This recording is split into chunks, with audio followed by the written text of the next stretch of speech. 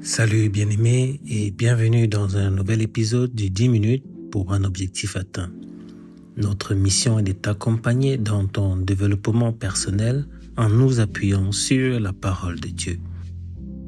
Le thème de ce jour est la crainte de Dieu, respect et obéissance.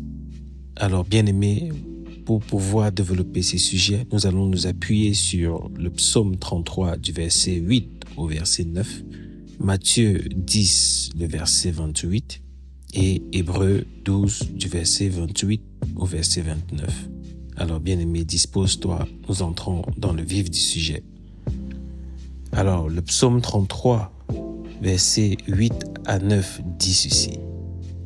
Que toute la terre craigne l'Éternel, que tous les habitants du monde tremblent devant lui, car il dit et les choses arrivent. Il ordonne et elles existent. Alors, bien-aimé, je veux que ce verset puisse te rappeler une chose de très importante, car il montre la puissance créatrice de Dieu. Quand Dieu parle, les choses se réalisent. Cette toute-puissance exige de nous un profond respect, une révérence même, je dois dire. Parce qu'en reconnaissance de l'autorité de Dieu, tu es appelé à répondre par l'obéissance. Donc, il est facile pour nous de nous asseoir et de nous dire que la grâce, ce qui fait qu'on a tendance à négliger Dieu, à le prendre à un niveau standard, c'est-à-dire comme un pote par hasard, même pas comme un ami, comme un pote, parce que un ami, quelque part, on lui accorde un peu plus d'attention, un peu plus de considération. Mais un pote, c'est un peu banal. Et c'est comme ça qu'on traite un peu Dieu, vraiment comme notre égal quelque part. Et si on veut seulement regarder Dieu en sa qualité de Père, il y a une certaine autorité que le Père a, il y a un certain respect qu'il faut apporter ou témoigner au Père. Alors, la crainte voudrait que nous puissions rentrer dans la reconnaissance, dans la compréhension même de ce que Dieu a le pouvoir. Il a la toute-puissance, une puissance avec laquelle il est capable de faire et de défaire. Et si on comprend ce principe-là, on se rend compte de bien des choses. Alors, nous allons par exemple nous appuyer sur Matthieu 10, verset 28 qui dit ceci. « Ne craignez pas ceux qui tuent le corps et qui ne peuvent tuer l'âme. Craignez plutôt celui qui peut faire périr l'âme et le corps dans la géhenne. » Bien-aimé, ici Jésus nous enseigne, car c'est Jésus lui-même qui le dit, à ne pas craindre l'homme ou le diable plus que Dieu. Il est facile de le faire, parce qu'on a tendance à rapidement voir les choses que le diable fait, à rapidement associer l'homme à ses actions. Donc du coup, ça fait qu'on est capable de dire par exemple de quelqu'un qui donne même des coups au diable, comme on dit, ou bien qu'il est pire que le diable quelque part, de même que le diable, on voit ses méfaits tous les jours, et ça nous donne la sensation qu'ils sont plus forts ou qu'ils ont plus de pouvoir sur nous que Dieu, alors que la puissance de Dieu dépasse celle de toute autre entité. Donc, craindre Dieu ici signifie respecter sa capacité à juger et à sauver. Ne pas regarder que du point de vue du Dieu qui sauve, du Dieu qui est amour, mais de voir aussi le Dieu qui est juste et que dans sa justice, il y a des choses qu'il ne peut pas faire lui-même parce que ça sera aller à l'encontre de sa parole. Donc, il faut donc prendre au sérieux ta relation avec Dieu et vivre dans l'obéissance de ses commandements. C'est pas évident, mais il faut aller vers ça. Ça doit être la quête. Ça doit être ça qui nous motive. Ça doit être ça qui nous anime.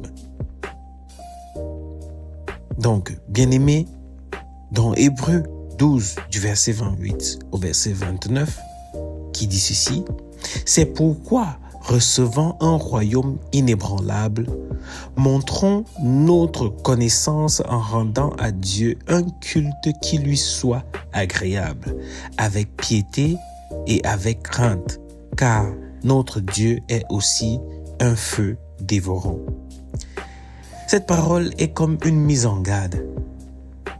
Cette mise en garde qui veut que nous sachions que, comme tu joues avec le feu là, sache que ça peut te brûler.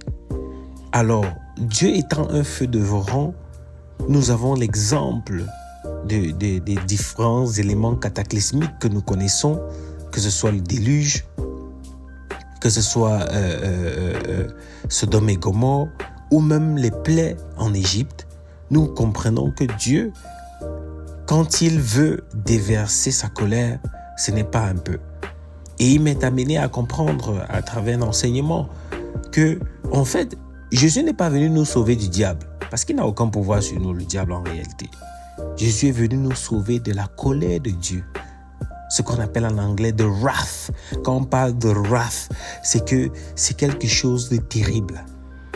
C'est quelque chose dont on n'en revient pas, dont on ne survit pas. Et donc Jésus est venu porter le fardeau de la colère que Dieu avait vis-à-vis de l'homme.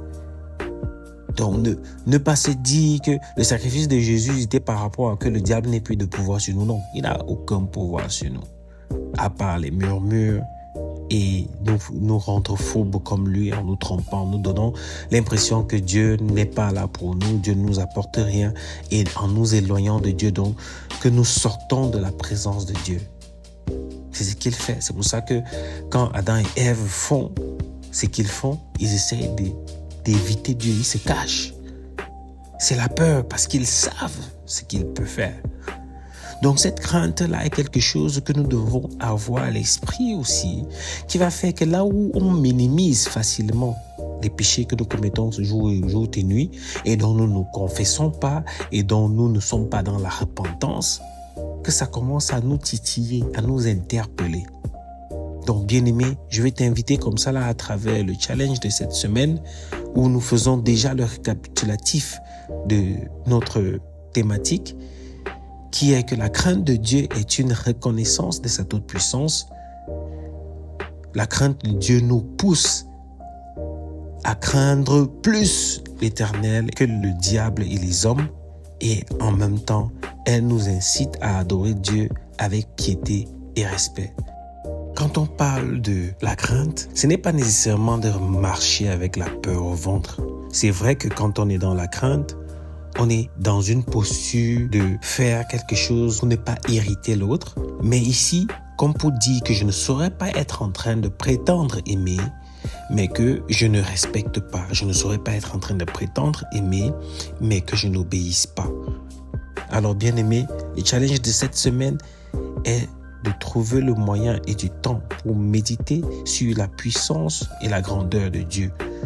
Tu peux revenir sur les passages qui ont été lus ou être inspiré à trouver d'autres textes qui traitent de ce sujet et que tu lises et médites ces partages pour pouvoir entrer dans la quintessence de ce que Dieu représente. Alors, ça va faciliter ta compréhension et donc aussi ton obéissance et ton respect envers lui. Trouve le moyen de le faire. Partage avec nous les difficultés que tu as ou des aspects de ta vie dans lesquels tu aimerais avoir du soutien afin de pouvoir respecter et obéir à Dieu pour témoigner ainsi ta crainte envers lui. Alors, merci d'avoir écouté aujourd'hui. J'espère que tu appliques ces principes dans ta vie quotidienne. Rejoins-nous la semaine prochaine pour un nouvel épisode du 10 minutes pour un objectif atteint.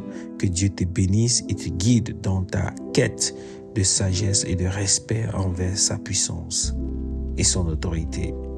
Shalom, shalom, shalom.